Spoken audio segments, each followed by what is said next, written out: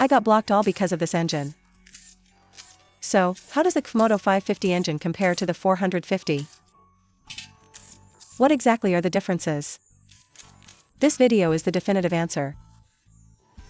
As for the cosmetic differences, well, that goes without saying. It's what's inside that counts. First, let's look at this clutch. This clutch is noticeably a full size larger than the 450s. Whether it's the outer gear of the clutch basket or the inner hub, they are both bigger. This clutch assembly is made by FCC. Let's check out the friction plates. The friction plates use paper-based material from Exedy, Japan.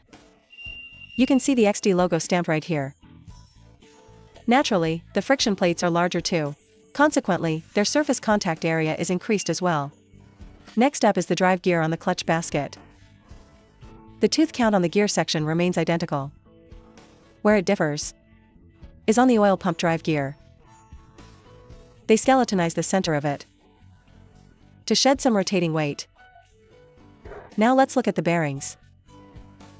The main shaft bearing is sourced from Nittan, Japan. It's actually manufactured in Japan. The rear balancer shaft bearing is also an Nittan from Japan. CFMOTO has never skimped on their bearings. For their manual bikes, they almost exclusively use Nittan bearings. This is the oil pump. It happens to be identical to the 450s. The positioning of the water pump inlet is also different from the 450. As everyone knows, this particular motor is from the 550 CLC. The 1989 engraved on the crankcase marks the year CFMOTO was founded. Turns out I'm as old as CFMOTO. I was born in 1989 too. This trim piece is really well executed. The machined finish is quite clean and not rough around the edges at all. Of course, this styling is exclusive to the CLC Cruiser series. Other models don't get this treatment.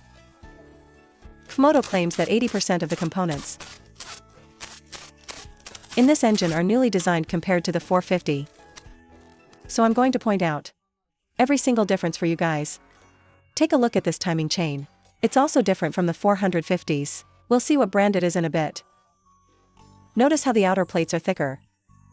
This is a heavy-duty timing chain. Let's check out the chain tensioner. The tensioner is identical to the 450.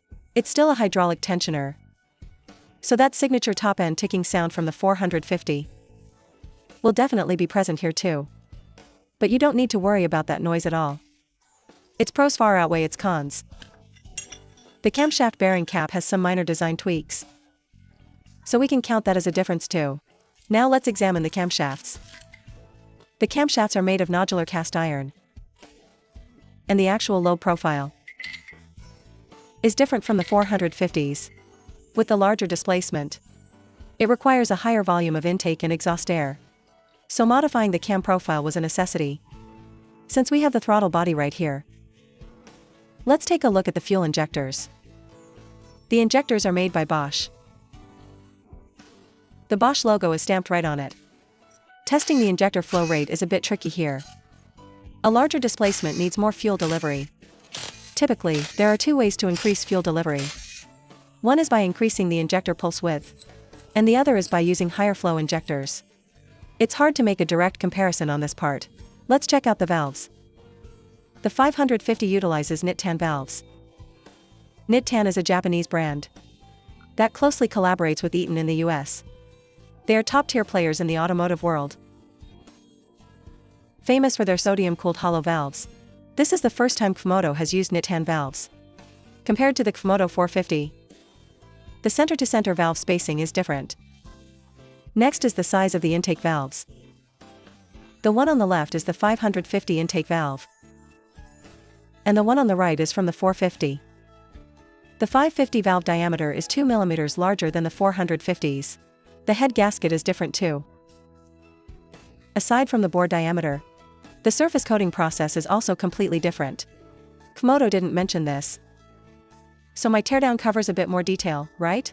Also, these timing chain guide plates, both are different from the 450s.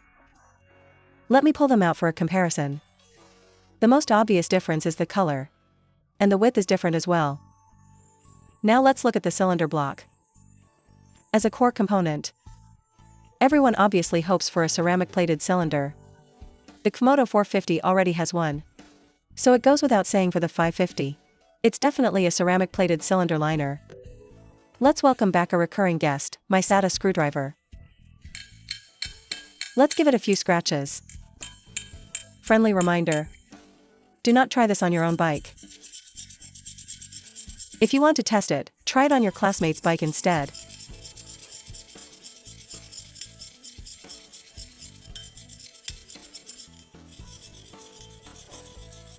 Honestly, this test method isn't entirely scientific. The cylinder wall hardness itself is higher than that of the screwdriver steel. Strictly speaking, you'd need a hardness tester. Though, if this were a traditional cast iron sleeve, the scratch marks would be very obvious by now. Let's check out the pistons. The pistons are forged. The bore diameter is 74 mm. The CFMOTO 450 is 72 mm. The corresponding cylinder bores match these sizes. The pistons are manufactured by Mahle, Germany. The 450 used forged pistons too, but they were made by Shandong Jingtong. The piston skirts also feature an anti-friction coating. The piston rings are sourced from NPR,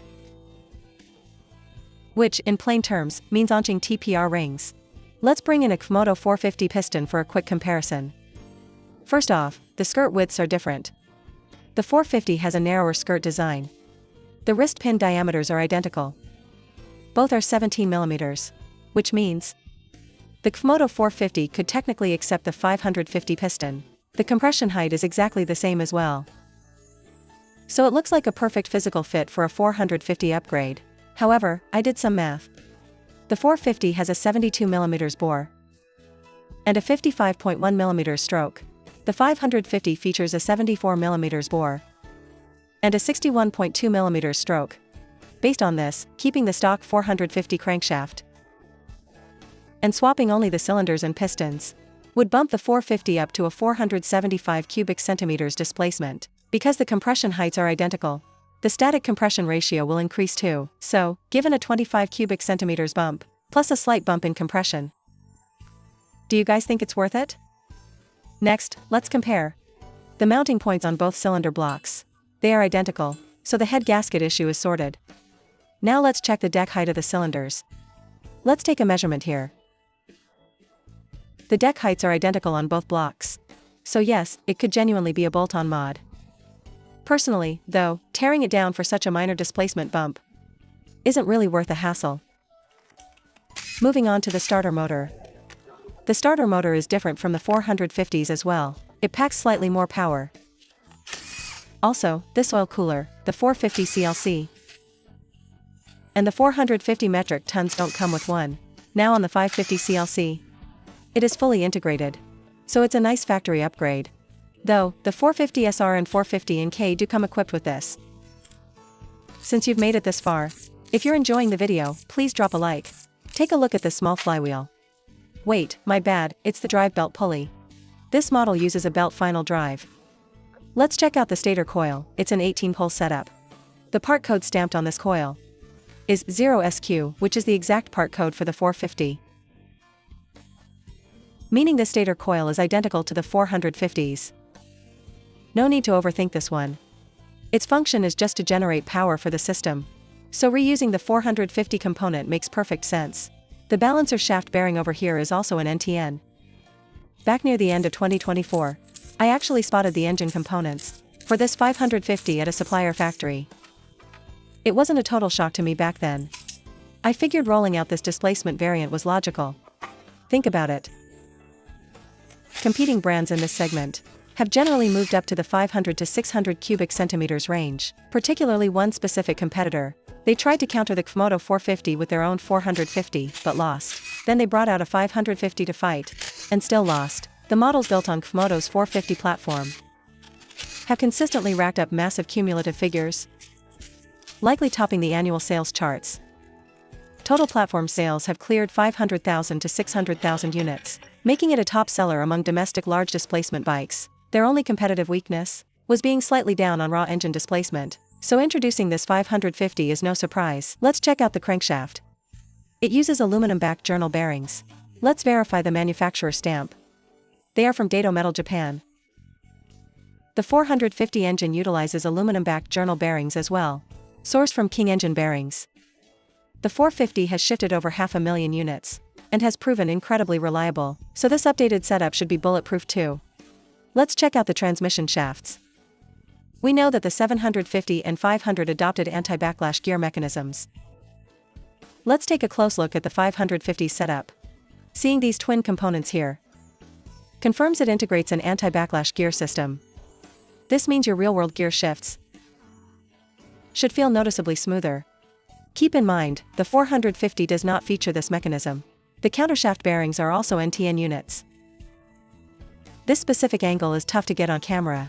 Let's check the gear manufacturer stamp over here. It's from Chongqing Akita Gear. Even the Aprilia RSV4 and 660 outsource some of their gear manufacturing to Akita.